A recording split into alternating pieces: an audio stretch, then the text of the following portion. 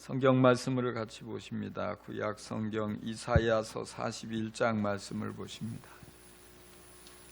이사야서 41장 8절에서 13절 말씀을 보십니다. 말씀을 찾으셨으면 제가 한 절, 여러분이 한 절 교독하는 형태로 말씀을 같이 보십니다. 그러나 나의 종 너 이스라엘아, 내가 선택한 야곱아, 나의 친구 아브라함의 자손아, 내가 땅 끝에서부터 너를 데리고 왔으며 세상의 가장 먼 곳으로부터 너를 불러냈다. 그리고 내가 너에게 말하였다. 너는 나의 종이니 내가 너를 선택하였고 버리지 않았다고 하였다. 내가 너와 함께 있으니 두려워하지 말아라. 내가 너의 하나님이니 떨지 말아라. 내가 너를 강하게 하겠다. 내가 너를 도와주고 내 승리에 오른 팔로 너를 붙들어 주겠다. 너에게 화를 낸 모든 자들이 수치를 당하며 당황할 것이다. 너와 다투는 자들이 아무것도 아닌 자들처럼 되어서 멸망할 것이다. 내가 아무리 찾아보아도 너에게 대적하는 자들은 만나지 못할 것이며 너와 싸우는 자들이 아무것도 아닌 것 같이 허무한 것 같이 될 것이다. 나는 주 너의 하나님이다. 내가 너의 오른손을 붙잡고 있다. 내가 너에게 말한다. 두려워하지 말아라. 내가 너를 돕겠다. 아멘. 요즘 기후변화로 인해서 세계적인 많은 기상이변 현상들이 일어나고 있습니다. 북미, 캐나다 이쪽에 아주 살인적인 폭염이 휩쓸고 있죠. 북유럽도 마찬가지로. 그래서 원래 늘 여름에도 서늘한 지역이라 에어컨 없이 사는 그런 지역인데 막 40 몇 도, 50도 막 이렇게 온도가 올라가니까 이 살인적인 이 폭염 때문에 아주 몸살을 앓고 있습니다. 죽는 사람들도 제법 나오고 있고요. 또 지금 미국에는 또 아주 대형 산불이 일어나서 또 다른 지역도 마찬가지로 그런 것들이 많이 생기고 있고 많은 사상자를 내고 있습니다. 그런가 하면 또 유럽이나 중국 같은 데는 아주 폭우가 내려서 어마어마한 비가 내려가지고 다 잠기고 또 많은 수재민과 또 죽는 이들이 발생하고 있습니다. 이런 일들을 보면서 이게 남의 얘기만은 아니겠다 이런 생각이 들어요. 언제 우리나라에 어떤 형태로 이 기상의 재앙이, 기후의 재앙이 우리를 덮치게 될까 이런 불안함과 두려움도 있습니다. 그리고 무엇보다도 지금 전 세계적으로 코로나 바이러스가 확산되고 있어요. 이맘때 되면은 이젠 다 수그러들으랴 이렇게 생각을 하고, 뭐 영국 같은 데는 이제는 뭐 이제 자유다 하고 마스크 벗고 이제는 뭐 마음대로 가고 싶은데 다 가고 할 수 있다고 그렇게 선포했는데 오히려 더 이런 변이 바이러스들로 인해서 확진자들이 더 많이 나타나고 있어요. 또 중증 환자들이 더 많아지고 있어요. 우리나라도 예외가 아니죠. 4차 대유행이 시작이 됐는데 정부에서는 여러 가지 방법 대책을 강구하고 단계를 높이고 거리두기를 아주 더 엄격하게 하고 모든 것들을 그럼에도 불구하고 확진자의 수가 줄어들려고 하지 않고 오히려 점점 더 많아지고 있는 모습을 바라봅니다. 그래서 이런 모든 것들로 인해서 많은 사람들이 몹시 불안해합니다. 두려움에 사로잡혀 있습니다. 어쩔 줄 몰라 하고 당황하고 긴장하고 있습니다. 그런데 분명한 사실은 우리가 믿는 하나님께서는 이 세상의 모든 역사를 주관하시는 분이십니다. 역사를 주관하시는 하나님께서 당신의 백성들의 어려움과 고통을 외면하지 않으실 것입니다. 무관심하게 그 고개를 돌리고 내버려 두지 않으십니다. 절대 그러실 하나님이 아니십니다. 하나님은 당신의 백성들을 향한 선하고 아름다운 계획을 갖고 계십니다. 오늘 우리가 읽은 본문의 말씀은 하나님께서 고통을 겪고 있는 이스라엘 백성들에게 이사야 선지자를 보내셔서 하시는 말씀입니다. 이스라엘 백성들은 하나님께서 선택하신 택한 백성이지만 바로 당시에 하나님께 범죄함으로써 우상 숭배를 하고 불순종을 하고 하나님을 멀리함으로써 하나님께서 징계하셨어요. 그래서 바벨론의 포로로 끌려가 모든 이들이 고통을 겪고 있었습니다. 포로 생활은 우리가 생각하는 것보다 훨씬 더 아주 곤고합니다. 나라를 잃은 정신적인 슬픔이, 고통이 아주 이루 말로 형언할 수 없습니다. 게다가 이 바벨론 사람들은 아주 잔인해서 인정사정 봐주지 않고 불쌍히 여기지 않고 아주 괴롭히는 것입니다. 그래서 자유를 빼앗긴 채 이런 학대를 당하고 힘들고 어려운 고역에 동원되고 그들은 정말로 여유 없이 참 지쳐 있고 힘들어 있고 불안해하고 있었습니다. 바로 그런 때 정치적인 큰 격변이 일어납니다. 바로 그 바벨론이 망하고 페르시아가 이제 바벨론을 정복하게 됩니다. 페르시아의 왕인 고레스가 이제 이 온 땅을 다스리게 되었습니다. 고레스는 주변 여러 나라들을 이제 멸망시키고 정복하고 이 큰 나라 바벨론까지 하루아침에 정복해 온 것입니다. 그래서 이스라엘 백성들은 더 불안합니다. 어떤 일이 앞으로 벌어질지 알 수가 없습니다. 두렵기 짝이 없습니다. 고레스가 이 비정복민인 유대인들을 어떻게 대할런지 더 학대할 것 같은 생각이 들고 그래서 불안하기 짝이 없습니다. 대개 정복자들은 인정사정 보지 않고 집 밟는 사람들이 많습니다. 당시 이스라엘 백성들은 고레스로 인해서 어떤 일이 자신들에게 닥칠지 어떤 운명이 전개될지 알 수가 없어서 전전긍긍했습니다. 몹시 불안해하고 두려웠습니다. 이런 상황에 하나님께서는 이사야 선지자를 통해서 말씀하십니다. 두려워하지 말라고 하십니다. 놀라지도 말라고 하십니다. 하나님께서 그들과 함께 하시겠다고 말씀하십니다. 하나님께서 도와주시겠다고 하십니다. 하나님의 승리의 오른팔로 그들을 붙잡아 주시겠다고 약속하십니다. 왜 두려워하지 말라고 하십니까? 하나님과 이스라엘의 관계는 보통 관계가 아니라는 것입니다. 하나님께서는 이스라엘을 나의 종이라고 부르십니다. 나의 종, 하나님을 섬기도록 선택하신 하나님의 소유라 이 말입니다. 그리고 하나님께서 결코 그렇게 선택하신 후에 싫어하면서 버리시지 않는다고 말씀하셔요. 지금 비록 포로로 끌려와서 고난을 겪고 있지만 버린 게 아니라 이 말씀입니다. 여전히 사랑하신다는 것입니다. 세계 열국에 비해서 아주 미약한 민족이지만 미약한 나라지만 백성이지만 하나님이 선택한 백성임을 다시 한번 일깨워 주시는 것입니다. 거기에서 더 나아가서 하나님께서는 그들을 그렇게 부르십니다. 나의 벗 아브라함의 자손아. 참 얼마나 놀라워요. 하나님의 친구라는 거예요. 하나님께서 그 조상 아브라함을 그 믿음을 보시고 벗으로 삼았어요. 친구로 여기고. 그래서 비밀이 없어요. 언제나 다가오시고 언제나 정말 하나님께서 사랑을 부어주시고 지켜주시고 누구도 건드리지 못하게 그렇게 해오셨어요. 그래서 그들의 그 아브라함의 자손이기 때문에 벗과 같이 그렇게 하나님께서 여겨주신다. 이것을 강조하고 있는 거예요.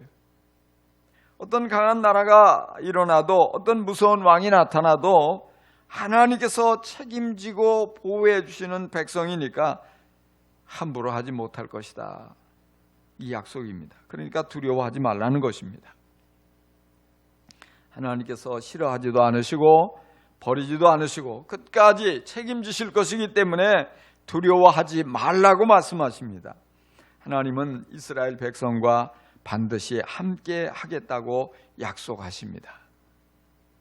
그래서 오늘 말씀 10절에 하나님이 무엇을 약속하시나 이렇게 보니까 내가 너와 함께 있으니 두려워하지 말아라.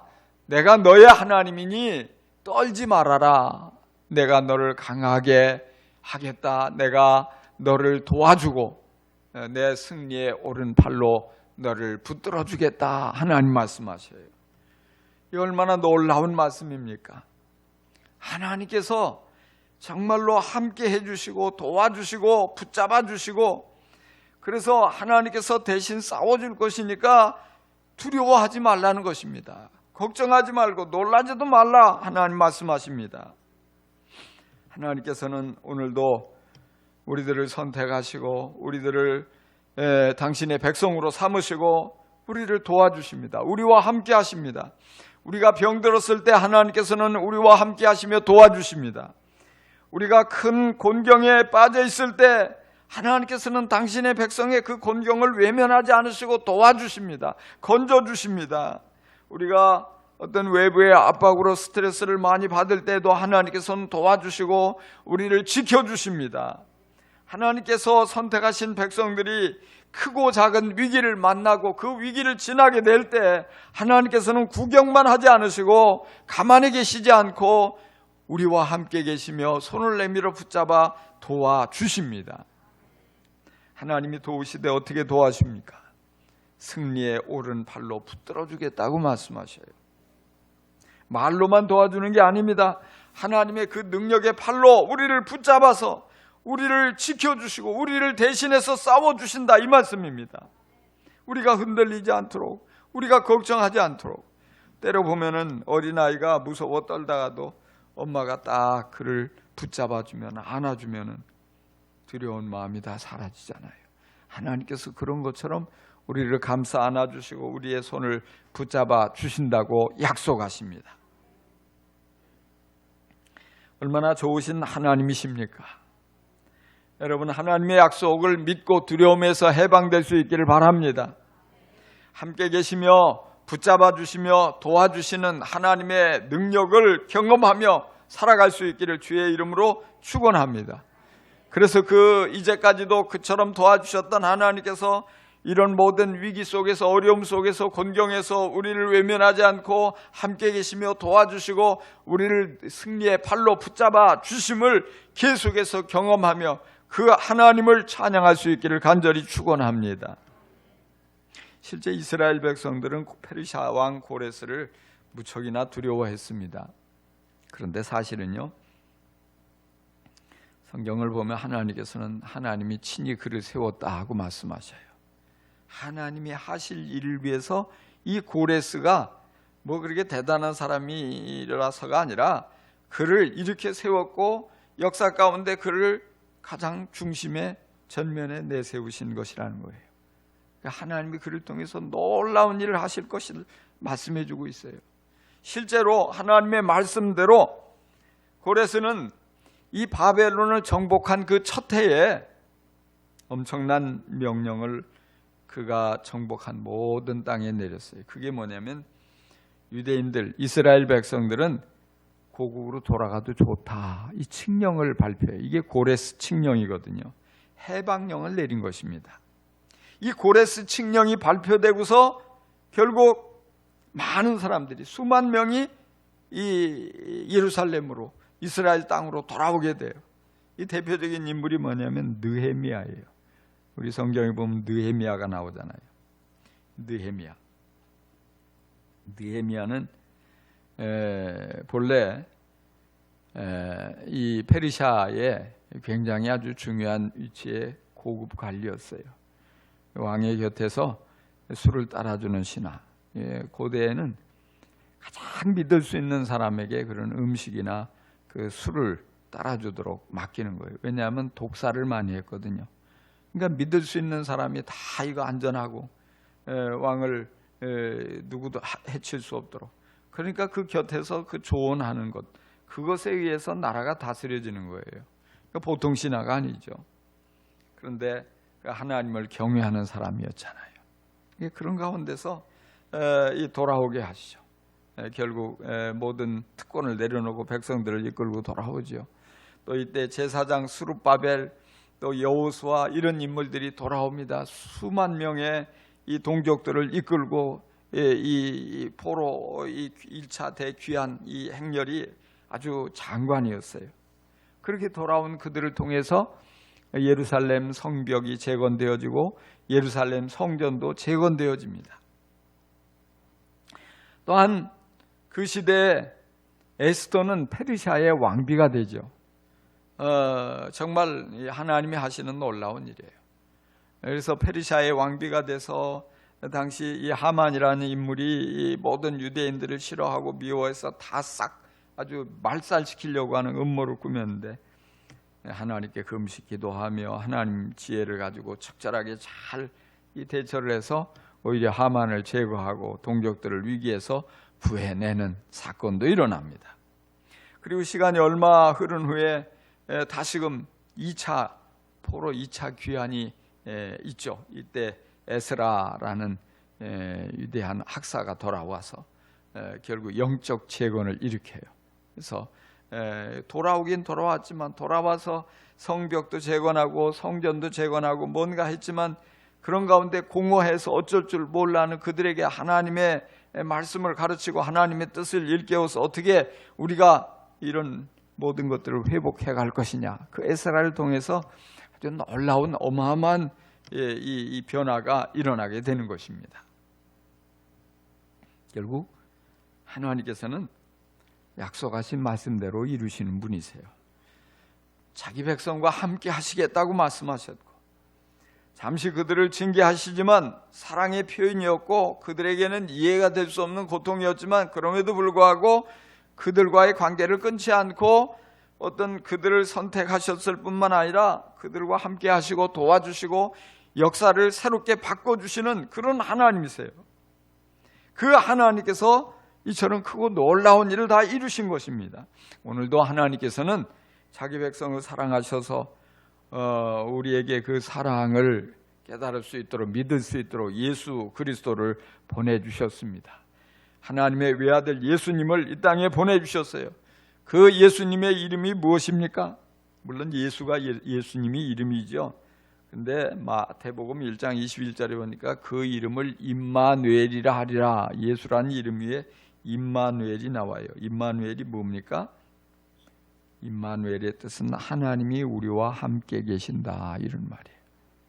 한번 따라해 봅시다. 하나님이 우리와 함께 계신다.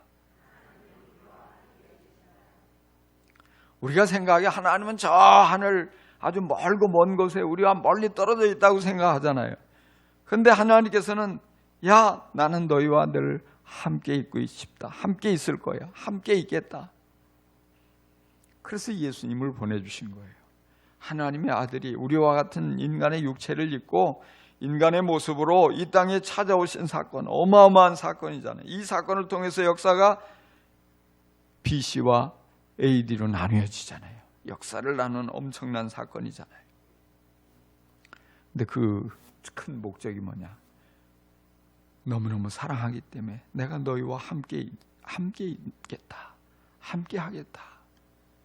그래서 예수님이 이 땅에 오셔서 우리가 정말 우리의 문제인 죄를 우리가 짊어지고 있는 이 죄를 다 십자가에서 담당하시고 죽으시고 죄를 해결해 주시고 그리고 다시금 부활하셔서 하늘로 올려가시면서 우리에게 약속하신 것이 뭐냐면 성령 하나님을 보내신다.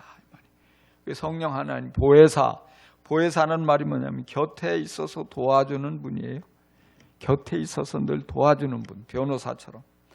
그래서 성령님이 이제는 우리와 함께 계셔요. 예수님 하늘로 올려가셨지만 성령님이 우리와 함께 계셔서 우리 곁에서 항상 도와주시는 분이십니다. 믿으십니까? 할렐루야, 아멘. 그래서 뭐냐? 결과적으로 하나님이, 성령이면 하나님이 영이잖아요. 하나님이 우리와 함께 계시는 거예요. 왜 우리와 함께 계셔요? 도와주시려고. 내가 미약해서, 내가 연약해서, 내가 뭘 자신이 없으니까 하나님이 도와주시는 거예요. 내가 잘할 수 있을까 모르겠어요. 오늘도 어떤 분이 그런 얘기를 해요. 걱정하지 마세요. 하나님이 도와주셔요. 할렐루야. 내 힘으로 하면 우리가 뭘 어떻게 하겠어요? 하나님이 우리 곁에서 함께 계시며 도와주시기 때문에 우리가 결단하고 헌신하고 순종만 하면 무슨 일이든지 하나님께서 책임지고 다 이루어 주실 줄 믿습니다. 하나님께서는 언제나 어디서나 우리와 함께 계시며 우리를 도와주시는 분이십니다. 할렐루야. 제가 이렇게 돌아보면서 우리 교회가 가장 힘들고 어려웠던 그랬던 때가 왜 이렇게 혀가 꼬이나 모르겠어요. 우리 교회가 가장 힘들고 어려웠던 때가 언제일까 이렇게 생각을 해보니까요, 우리가 예배당 지을 때가 참 힘들었던 것 같아요.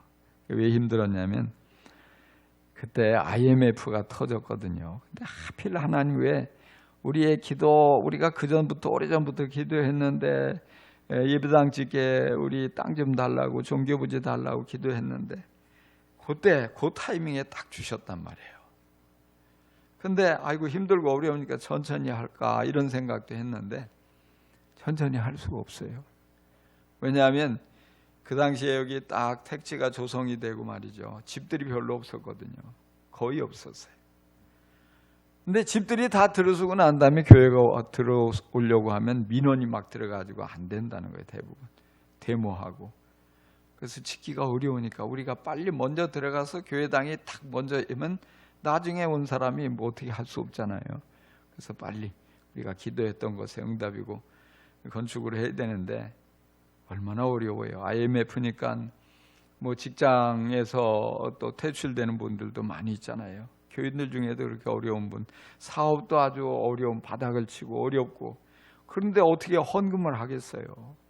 헌금을 해야지 예배당을 짓는데, 게다가 우리는 다른 데하고 달리 한꺼번에 땅도 사고 그 위에다가 이렇게 큰 건물도 지어야 되는데 땅이나 뭐 작은 평수도 아니고 말이죠.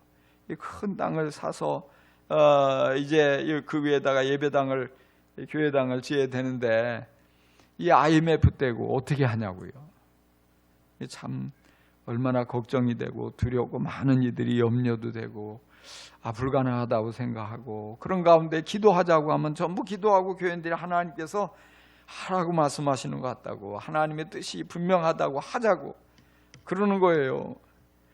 어떤 분은 그렇게 생각을 하고 얘기하죠. 아이고 전부 하나님의 뜻이라고 하자고 하는 분들, 돈은 하나도 없으면서 뭔 믿음이 좋아가지고 이렇게 하자고 하냐고 걱정을 하고, 그런 가운데서 이걸 책임지고 이끌어 가려니까 저는 얼마나 힘이 들고 어렵겠어요. 그래도 뭐예요? 하나님께서 기도하는 가운데 간절히 기도하는데 돈을 좀 많이 보내주시고 어떤 방법으로 좀 채워주시고 큰 교회라도 좀 누가 후원해서 좀 하면 좋겠다고 싶어서 기도하는데 어느 날 하나님 말씀하시기를, 야 니네 건축하려고 모아놓은 그 돈 있잖아, 그거 11조 해라. 11조를 또 어디다 합니까?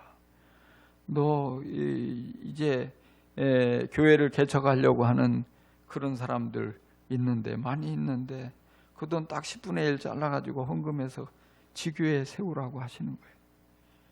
세상에 지금도 부족해서 쩔쩔매고 있는데 모아놓은 돈이 얼마나 된다고, 얼마 되지도 않는데 그것마저 또 잘라버리면 어떻게 돼요? 그래도 또 같이 기도하니까 참 착하고 순진한 우리 교인들, 하나님 뜻이면 합시다 하는 거예요. 대책도 없이. 그래서 또 그걸 딱 아마 적지 않은 돈인데 그걸 또 그렇게 해서 세워진 교회가 저 마산 꿈의 교회 개척이 됐잖아요. 그런데 참 놀라운 일은요, 하나님께서 우리가 믿음으로 순종할 때 그 이상 여러 방법으로 채워주시는 거예요. 우리가 그런 가운데서 추진을 하니까 하나님께서 길을 열어주시고 생각지 못한 방법으로 정말 그때만 하나님의 타이밍을 그렇게 만들어 주시는 것 같아요. 전부 IMF가 돼가지고 건축 경기가 다 불경기가 되니까 나라에서는 건축을 살려보려고 별 머리를 짜내는데 뭐라고 했냐면, 전에는 이 정도의 크기면은 건축 회사가, 건설 회사가 덤벼들어서 지어야 되는데 직영을 할 수 있도록 딱 몇 개월만 풀어줬어요. 그 타이밍에 우리가 건축 허가를 내고 가는 거예요. 놀랍잖아요. 그래서 몇 천만 원을 우리가 건설 회사에 이렇게 그 면허를 빌리려면 몇 천만 원을 적어도 줘야 되는데 이 세이브된 거예요. 우리가 헌금한 것보다도 훨씬 더 세이브가 됐어요.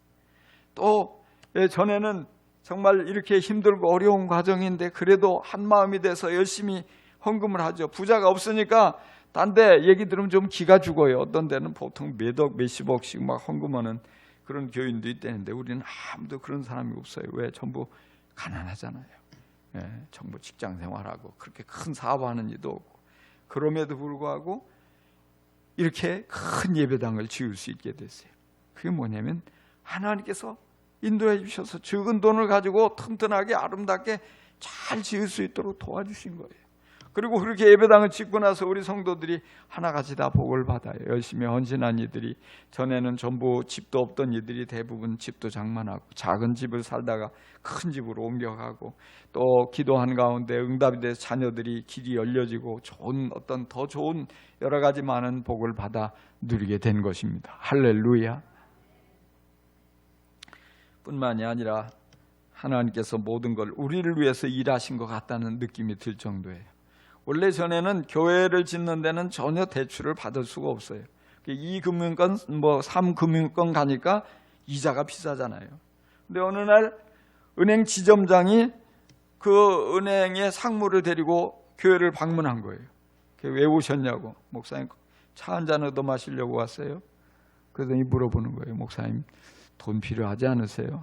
우린 이미 다 빌려서 다 해서 다 썼습니다. 이자 비싸지 않으세요? 우리가 이자 싸게 해드릴 테니까 우리 은행에 돈을 좀 쓰시죠. 여기 교인들하고 상의를 하니까 그렇게 합시다. 이자가 몇 프로만 절감이 돼도 그게 어딘데요. 바꿉시다.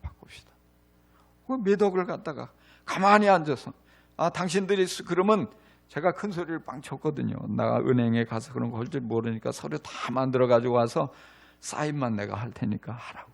알겠다고. 그 은행에서 지점장이 다 서류를 만들어 가지고 와서 목사님 여기 도장 찍으세요. 쉽게 그냥 다 해결이 되는 거예요. 지나고 나니까 그 IMF 별거 아니더라고요. 그 당시에는 이것 때문에 힘들고 어려워서 우리는 못한다고 생각했는데 우리를 위해서 오히려 하나님이 더 크게 역사해 주시는 것을 경험하게 되는 거예요. 이런 것을 경험하니까 뭐예요? 이제는 코로나가 와도 그까짓 거 뭐 하나님 계신데, 무슨 어떤 일을 만나도 그 하나님께서 좋은 계획을 가지고 이걸 통해서 복을 주시겠지. 할렐루야. 여러분, 이와 같은 믿음을 품을 수 있기를 바랍니다. 그렇습니다. 우리가 이 땅을 살아갈 때 우리가 살고 있는 이 세상에서 수많은 일들을 우리가 경험합니다. 좋아 보이지 않는 일들이 많아요. 갑작스러운 기후변화, 이런 것들, 이런 걸로 인해서 사람들을 위기로 몰아넣기도 하고, 코로나 같은 전염병이 창궐해서 불안하게 만들기도 하고, 그러면 사람들이 두려워하고 낙심하고 걱정을 하고 자포자기하고 이런 모습들이 많아요. 대부분 어떻게 그렇게 하지 않을 수가 있겠어요? 그러나 중요한 사실은 뭐냐면 하나님께서 말씀하시는 거예요. 하나님께서 약속해 주시는 거예요. 뭐라고 약속하십니까? 내가 너희와 함께 있겠다. 너희는 내가 택한 나의 종이다. 내가 너희를 책임져 줄 거다. 하나님 말씀하시는 거예요. 우리 인간적인 생각으로 하나님이 뭘 어떻게 도우셔 이렇게 느껴질지 몰라요. 그러나 우리가 하나님을 믿고 하나님을 의지하고 하나님께 우리의 문제를 내어 맡기면 하나님께서 반드시 도와주십니다. 우리가 경험하고 있는 모든 사건의 중심에서 하나님께서 우리와 함께 계십니다. 하나님께서 우리를 사랑하시고 우리를 그 모든 가운데 내버려 두지 않고 그 능력 있는 팔로 우리를 붙잡아 주시는 것입니다. 그래서 우리를 건져내 주시는 것입니다. 하나님이 우리를 선택하시고 우리를 하나님의 소유로 삼았기 때문입니다. 우리를 하나님께서 벗으로 인정하시고 절대 우리를 싫어하지 않고 우리를 사랑하시며 우리와 늘 우리의 모든 것을 책임지시고 우리를 가장 선한 곳으로 인도하시는 하나님이심을 여러분 믿으시기 바랍니다. 그래서 하나님의 손에 붙잡혀 살아가고 어떤 어려움을 만나도 어떤 위기를 만나도 그것 때문에 망하지 말고 그것 때문에 두려워하지도 말고 그것으로 인해서 실망하지도 말고 하나님의 능력을 경험하는 기회로 삼고 더 좋아지는 여러분의 삶이 될 수 있기를 간절히 축원합니다. 축복합니다. 기도하십시다.